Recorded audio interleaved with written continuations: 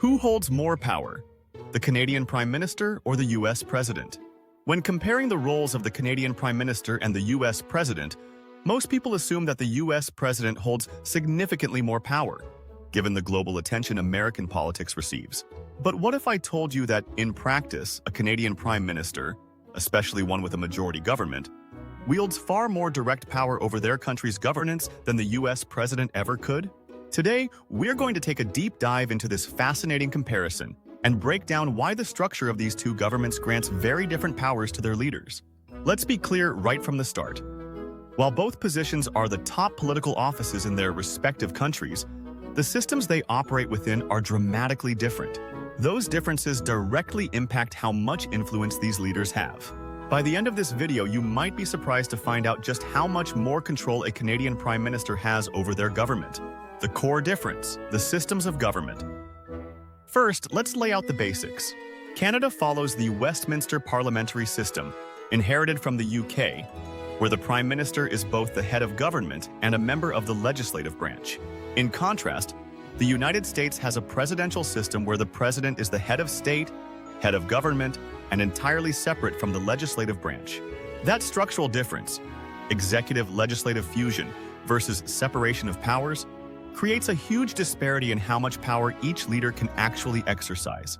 While the President of the United States has checks and balances with Congress and the judiciary that limit executive power, the Prime Minister of Canada, in a majority government, faces very few barriers to achieving their agenda. Let me explain how this plays out. How the Prime Minister controls Parliament. The first and most obvious point of power for a Canadian Prime Minister is that they lead the party that controls the House of Commons. This means that in a majority government, they can pass legislation with relative ease. Sure, there's debate and there's process, but when the Prime Minister controls both the executive branch and the legislative branch, they can introduce a bill and almost guarantee it will pass.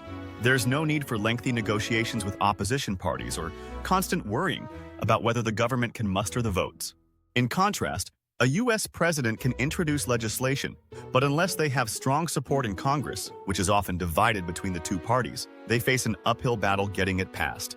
In many cases, a president has to compromise heavily or even abandon certain legislative goals if they can't garner enough support from both the House of Representatives and the Senate. The power to sign orders. Orders in council versus executive orders. Both leaders have the power to issue directives that bypass the legislative process. Orders in council, OICs in Canada, and executive orders in the U.S. But here's a critical difference. Orders in council can have a direct impact on Parliament and its operations, whereas executive orders in the U.S. are much more limited in scope. They only affect the executive branch and cannot interfere with legislation passed by Congress.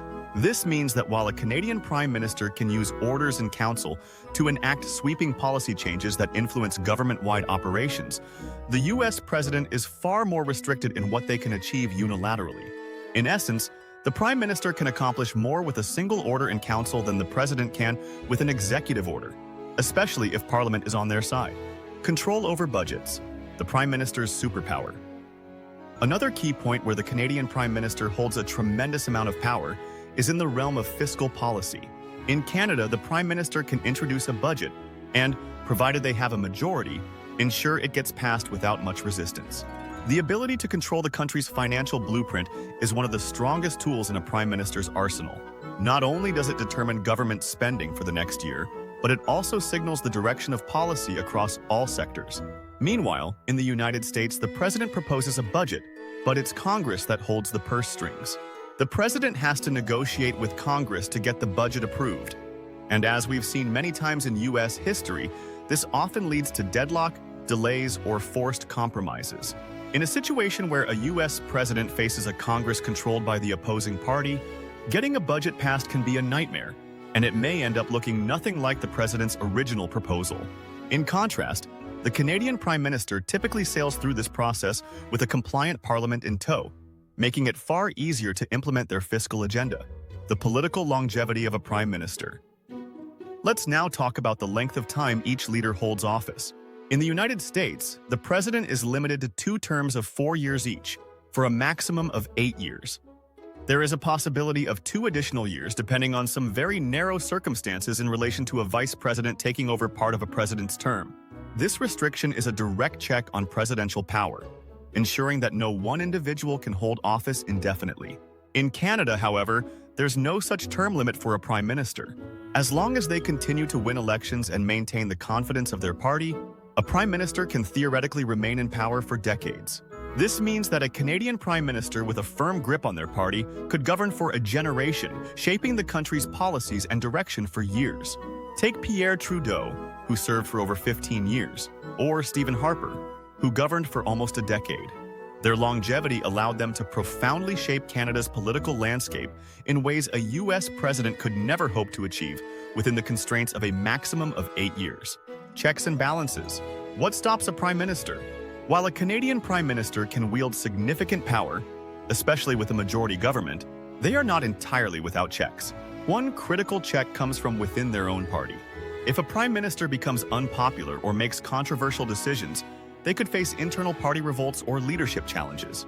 This is much more common in parliamentary systems than in presidential ones, where maintaining the confidence of the party is essential to staying in power. Another check comes from the requirement to maintain the confidence of the House of Commons. A poorly handled crisis could lead to a vote of no confidence, which would force an election. While this serves as an effective deterrent for reckless governance, there is also a more extreme, albeit highly unlikely, safeguard in place.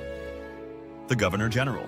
In a time of extreme constitutional crisis, such as a prime minister acting in direct violation of the Constitution, the Governor General, who represents the King of Canada as Canada's head of state, has the authority to intervene. The Governor General could dismiss the Prime Minister, dissolve Parliament, or call for new elections. These are extraordinary powers, rarely invoked, and their use would signal an unprecedented crisis in Canadian governance. However, the likelihood of the Governor General needing to step in is slim. In reality, the governing party itself would almost certainly act well before such a situation escalated to this point. If a Prime Minister were acting unconstitutionally, internal pressure and revolt from party members would likely force a leadership change, preventing the crisis from reaching the level where the Governor General would need to intervene. This high improbability of the Governor General's involvement highlights that, while a Prime Minister has considerable power, the system still contains safeguards to prevent absolute rule. Conclusion: who really holds more power? So, when we look at the full picture, it's clear that in many ways a Canadian Prime Minister, especially one with a majority government, holds more direct and unchallenged power over their government than the U.S. President does. The fusion of the legislative and executive branches in the Canadian system allows a Prime Minister to pass laws, control budgets, and even issue wide-reaching orders in council with relative ease, while the U.S. President must navigate a complex web of checks and balances that often limits their ability to govern. In short, while the U.S. President is often seen as the most powerful leader in the world, the Canadian Prime Minister, with the right circumstances, can exercise a degree of control that the President can only dream of. If you found this comparison interesting, don't forget to like and subscribe, and let me know in the comments which system of government you think is better.